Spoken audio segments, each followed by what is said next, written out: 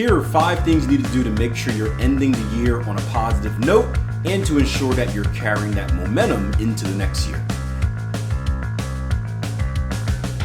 Hey guys, my name is Akil Stokes, co-founder and trading coach over at tier1trading.com, and welcome back to a Trading Edge video. This week is going to be a little bit different. Instead of hopping into the charts because, well, I don't really care much about the markets at this point, I'm going to give you some tips on how you can be the best version of you to end the year and how you can start the next trading year on a very positive note. Step number 1.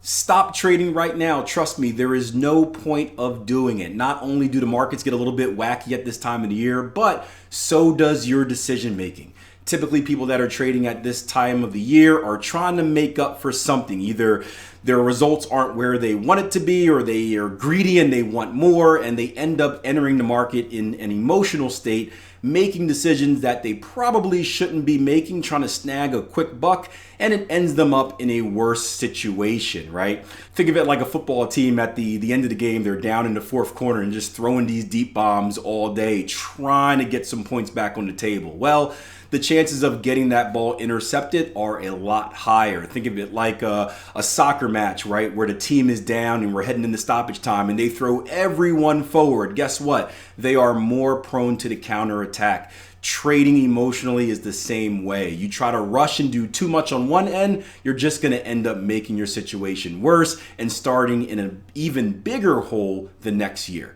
So do yourself a favor, stop trading right now. This is something we tell every new and struggling trader that we work with. Step number 1, stop the bleeding, heal the wound, then start anew. Step number 2, this is where you want to do your audit and or your review. What I mean by that is you want to go over all of your data from the previous 11, 12 months, and you want to do a review. You want to do a review from 2 different perspectives. One, you want to do a quantitative review. So you actually want to dig into the data, look at your system. How did it perform? Is there anything that stands out? Different target taking procedures, different stops, any tendencies, right? Hopefully you've been taking notes throughout the year and you can kind of go back and see, oh, when this did that, that did this, and put the pieces together. But you also want to audit and review yourself from a personal perspective as well. How well did you execute the plan, right? When we grade ourselves on trades, we grade them based off the process, right? Yes, we have a technical score and we want to take a certain type of trades that meet certain standards, but the more important grade is grading ourselves on how well did we follow our trading rules. So I love doing an A/B split test, right? Having your actual results, putting a line down the middle, and then having the results that you should have achieved if you didn't make any mistakes. Look at the 2, see what your mistakes are, see what your mistakes cost you, and identify those common mistakes and make a goal to eliminate them. Step number 3, continued education, right? As traders, we should have a growth mindset. We should always want to develop. We should always want to grow. We should always want to improve. So we should always be looking to do continued education. Even myself, someone who's been trading since 2007, each and every year, I take some time to do some continued education. There are different ways you can do it. You can dive into some books. You can dive into some podcasts. You can take a training course. You can, maybe find something, a specific subject or technical thing that you want to analyze or learn in the market and dig into YouTube and do some experimentation that way. It doesn't really matter what you do. There are so many different paths you can take. The fact is you want to dedicate some time to learning because that's what's going to continue to grow as a trader and ultimately improve your skill set, which will improve your profitability.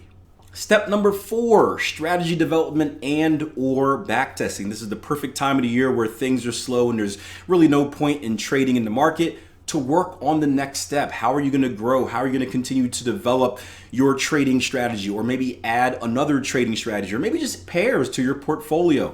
This is the perfect time to start kind of going back in the trading sandbox, allowing yourself to be curious and creative and come up with that next idea. Again, it could be its own independent idea, or it can be something that you found in your audit that you want to add that may improve your current strategy. This is the perfect time to do it.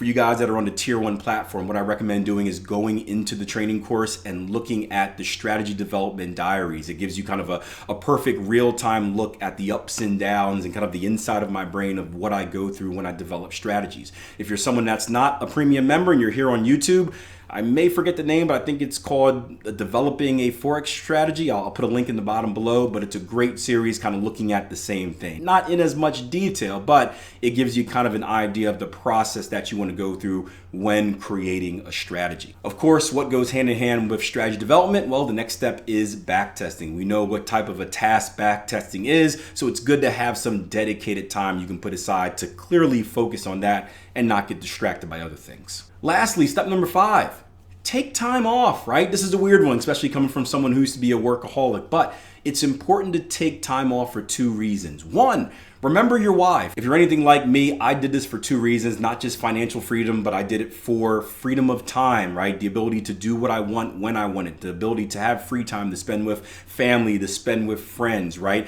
We can't forget why we're doing this. Don't get me wrong. Work as hard as you possibly can. You got to put those hours in, but also give yourself time to relax. Number 2, by giving yourself time to relax, it allows us to be our most curious and creative self. And if you're someone that's doing backtesting, if you're someone that's doing strategy development, if you're someone that's doing your audit and review, we need to have a curious mind. That's what's going to allow certain things to pop out to us that probably would stay hidden before. And you're not going to be creative, you're not going to be curious unless you turn your brain off and give your brain time to relax. Trust me, some of my best ideas come when I'm randomly sitting in my room just thinking about something else and I'm like, I should try that, and then I write it down.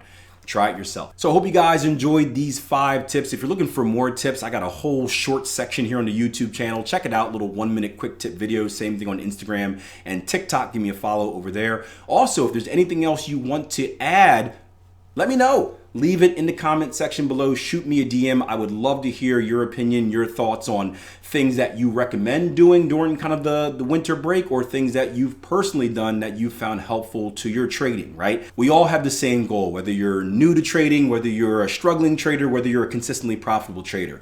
We all want to improve for next year. So the more we can help each other out and get on the same page and share ideas, the better chance we have of doing that. So I hope you guys enjoy your holidays. I probably won't see you till after Christmas. Who knows, I may put up some random midweek stuff. Make sure you're subscribed, that way you don't miss it. But if I don't see you, have a happy holidays. And until next time, plan your trade your plan. Take care.